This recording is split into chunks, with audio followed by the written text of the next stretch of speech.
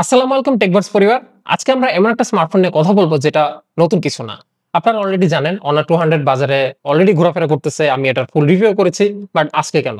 ফোনটাকে আমি প্রায় ১ বছরের মতো ব্যবহার করে ফেলতেছি। তাই চিন্তা করলাম যে ফোনের আরেকটা ফলো আপ ভিডিও করলে তো মন্দ হয় না।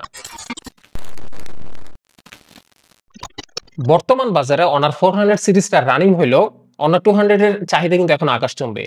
যার প্রধান একটা কারণ হতে পারে প্রাইসিং। ফোনটার প্রাইসিং নাকি আমি শুনতেছি ৩০ থেকে ৩৫ হাজারের মধ্যেই পাওয়া যাইতেছে।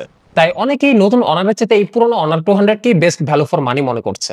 তো আমার এই ইউনিটটা একটু ইউনিক, কারণ এটা র‍্যাম হচ্ছে 16 জিবি এবং ইন্টারনাল স্টোরেজ হচ্ছে 256 জিবি এবং অফকোর্স এটা একটা চাইনিজ ইউনিট এবং এই স্মার্টফোনটা আমি পারচেজ করেছিলাম এক্সেলটেক থেকে। বলতেই হয় একদম সলিড একটা ফোন পেয়েছি। সো আপনারা যারা আমার মতো চাইনিজ ডিভাইস কিনতে চান তারা অবশ্যই এক্সেলটেকে একটু ঘুরে আসবেন। লিংক ডেসক্রিপশন বক্সে। যাই হোক, একটা ফোনকে প্রায় ১ বছর মতো ব্যবহার করলে যেই দিকগুলো থেকে সমস্যা আসতে শুরু করে তার মধ্যে প্রথমেই থাকে হার্ডওয়্যার পারফরম্যান্স বা ব্যাটারি পারফরম্যান্স। তো এটার কি অবস্থা? রেগুলার ডে টু ডে ইউজেজে Honor 200 এখনো সুপার স্মুথ। স্পেশালি বলতে হয় যে Android 15 বেসড ম্যাজিকওএস 9 আপডেট আসার পর ফোন পুরো মাখন হয়ে গেছে। সাথে বেশ কিছু নতুন ফিচার্স এবং কাস্টমাইজেশনের অপশন এসেছে, যেটা আমি মনে করি এই ফোনটার ওভারঅল ইউজার এক্সপেরিয়েন্সটাকে আরেকটু ইমপ্রুভ করে ফেলেছে। দৈনন্দিন ব্যবহারে এই ফোনটা Facebook, YouTube, Messenger, WhatsApp, Snapchat অথবা টুকটাক লাইটওয়েট গেমস যেমন হোমস্কেপ, গার্ডেনস্কেপ, আর্ট পাজল, হিল ক্লাইম্ব এই ধরনের অ্যাপ্লিকেশন ব্যবহার করার ক্ষেত্রে এই ফোনটা এমন একটা অ্যাটিটিউড শো করতেছিল যেন এগুলোর পাত্তাই দিতেছে না। বলতে হয় যে এটার স্ন্যাপড্রাগন 7 Gen 3 প্রসেসরটা যথেষ্ট পাওয়ারফুল। কিন্তু বেঞ্চমার্কের ভাষায় এই ফোনের পারফরম্যান্সে কোনো তারতম্য হলো কিনা সেটাই আমরা এখন একটু চেক করে দেখব। তো স্ক্রিনের বাম সাইডে আপনারা দেখতে পাচ্ছেন এই ফোনটা আমি যখন রিভিউ করেছিলাম তখনকার সময়কার এই ফোনের বেঞ্চমার্কস রেজাল্ট, আর ডান পাশে এই মুহূর্তে ফোনটাকে আমি টেস্ট করে যে রেজাল্টটা পেয়েছি সেটা। এবং দেখতেই পাচ্ছেন যে এই বেঞ্চমার্ক অ্যাপস গুলোতে পারফরম্যান্সের ডিফারেন্সটা অলমোস্ট নাই বললেই চলে। এবং এখান থেকে একটা বিষয় শিওর হওয়া গেল যে ওভার দ্য টাইম আপডেটের সাথে সাথে ফোনের পারফরম্যান্স কিন্তু ড্রপ করে নাই। এবার আসি ব্যাটারি প্রসঙ্গে। এই ফোনটাতে আপনারা 5200 mAh সিলিকন কার্বন ব্যাটারি পাবেন, যেটা সম্ভবত এই ফোনটা যখন রিলিজ হয়েছিল তখন মিড রেঞ্জ ফোনগুলোর মধ্যে এটাই ওয়ান অফ দ্য ফার্স্ট যেটাতে সিলিকন কার্বন ব্যাটারি দেওয়া হয়েছিল। এখন অবশ্য বেশিরভাগ ডিভাইসে এই ব্যাটারি দেওয়া হচ্ছে। তো এতদিনের ব্যবহারে তো ব্যাটারি হেলথ কিছু হলেও কমার কথা, তাই না? কিন্তু আশ্চর্যের বিষয়টা হচ্ছে যে এই ফোনের ব্যাটারি সেটিংস এর ভেতর গেলে দেখা যায় এই ফোনের ব্যাটারি ক্যাপাসিটি এখনো দেখাচ্ছে 100%, হুইচ ইজ আনবিলিভেবল। বাট এটা যদি সত্য হয় তাহলে এটা লিটারালি একটা মাইন্ড ব্লোয়িং ঘটনা। যদিও আমার ব্যবহারে এই ফোনটার আমি চার্জ ব্যাকআপ এখনো দুর্দান্ত পাইতেছি। হয়তোবা একদম প্রথম দিনের তুলনায় বর্তমানের চার্জ ব্যাকআপের মধ্যে 19-20 এর একটা তফাৎ থাকতে পারে। বাট ওভারঅল আমার কাছেও মনে হয় না যে ব্যাটারির ব্যাকআপ বা ব্যাটারির পারফরম্যান্সটা কমে যাইতেছে। কয়েকটা বিষয় একটু লক্ষ্য করেন। আমি ফোনটাকে ২-১ বার ছাড়া কখনোই 100% পর্যন্ত চার্জ করি নাই এবং 10% এর নিচেও আমি চার্জটাকে যাইতে দেই নাই। তারপর হচ্ছে যে এই ফোনটাতে পাবজির মতো হেভি গেমস গুলা আমি একদম শুরুর দিকে যখন ফোনটাকে রিভিউ করছি তখন টুকটাক খেলা হয়েছিল। কিন্তু বলতে পারেন যে বিগত ৭ মাস ৬-৭ মাসের মধ্যে এই ফোনটাতে হেভি কোনো গেমসই খেলা হয় নাই। তাছাড়া ফোনটাকে চার্জ দিলে ফোন গরম হয় না, কিন্তু চার্জারটা সামান্য একটু গরম হয়।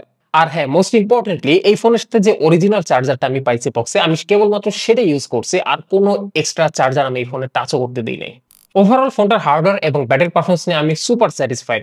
আরো কয়েকটা বিষয় আছে যেটার কারণে আমি আসলে স্যাটিসফাইড, যেমন এই ফোনটা বেশ স্লিম, মোটামুটি হালকা বলা যায়, আর পেছনে আপনারা প্রিমিয়াম গ্লাস ম্যাটেরিয়ালের ইউসেজ হতে দেখবেন, যেটা হাতে ধরলে কিন্তু অসাধারণ লাগে। এই ফোনের বিল্ড কোয়ালিটি বেশ শক্তপোক্ত। একবার তো ফোন কোন প্রকার কভার ছাড়াই আছাড় খাইছিল, মানে পড়ে গেছিল অ্যাকচুয়ালি, বাট কিছুই হয় নাই। তারপর এই ফোনের যে ডিসপ্লেটা এটা ব্যাপক মাত্রায় চমৎকার। এটার মিড রেঞ্জ ডিসপ্লে আমার মনে হয় না। কালার, ব্রাইটনেস আর টাচ রেসপন্স সুপার ডুপার।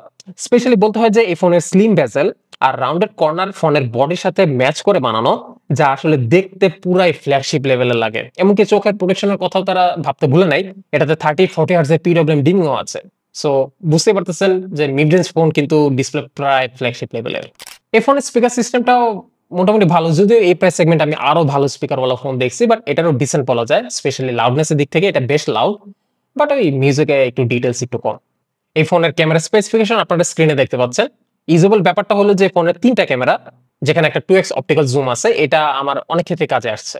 কিন্তু ওভার দ্য টাইমস বেশ কয়েকটা আপডেটের সাথে সাথে এই ফোনের ক্যামেরার ক্যারেক্টারিস্টিক্স অনেক চেঞ্জ হয়েছে, এবং বর্তমানে এই ক্যামেরার অবস্থা আশা করি আপনারা এতক্ষণ স্যাম্পল গুলো দেখতে দেখতে বুঝে গিয়েছেন কি অবস্থা। এই ফোনটা যখন বের হয়েছিল তখনকার হিসেবে এটার ক্যামেরাটাকে আমি অবশ্যই বলবো যে বেশ ভালো একটা ক্যামেরা ছিল। তবে হ্যাঁ, এটার ব্যাক ক্যামেরাটা আর যেমনই হোক, ফ্রন্ট ক্যামেরাটা আমার কাছে জোস লাগছে এখন পর্যন্ত। এবার একটু নেটওয়ার্ক এবং নোটিফিকেশন নিয়ে একটু কথা বলি। এই ফোনটাতে আমি এখন পর্যন্ত কোনো নেটওয়ার্কে ইস্যু পাই নাই, ওয়াইফাইও চলে বেশ দুর্দান্ত। কিন্তু নোটিফিকেশন জনিত একটা সমস্যা আছে। স্পেশালি গুগল রিলেটেড বা গুগল সার্ভিস রিলেটেড যে সকল অ্যাপস গুলো আছে সেইগুলোকে এইটার যে ম্যাজিক ওয়েস সেটা ব্যাকগ্রাউন্ডে ইচ্ছা মতন প্রেশারের উপরে রাখে, কিন্তু হোয়াটসঅ্যাপে কোনো প্রকার ভেজাল করতে দেখি নাই, হুইচ ইজ ভেরি ইন্টারেস্টিং। তো প্রায় 1 বছর রিসার্চের পর এই ফোনটা আসলে কি মিস করতেছে? আমার মতে ফোনটা মিস করতেছে ক্যামেরার কিছু অপটিমাইজেশন, নোটিফিকেশন ইস্যু আর কিডস মোড। ভাই কিডস মোড থাকা খুবই ইম্পর্টেন্ট যাদের বাচ্চা কাচ্চা আছে, অ্যান্ড এই ফোনটা কিডস মোড নিয়ে আমি বেশ ভেজালেই আছি। তো আমার ফাইনাল ভার্ডিক্ট হলো যে প্রায় 1 বছর পরেও অনার 200 আমাকে বরাবরের মতোই ইমপ্রেস করে গেছে।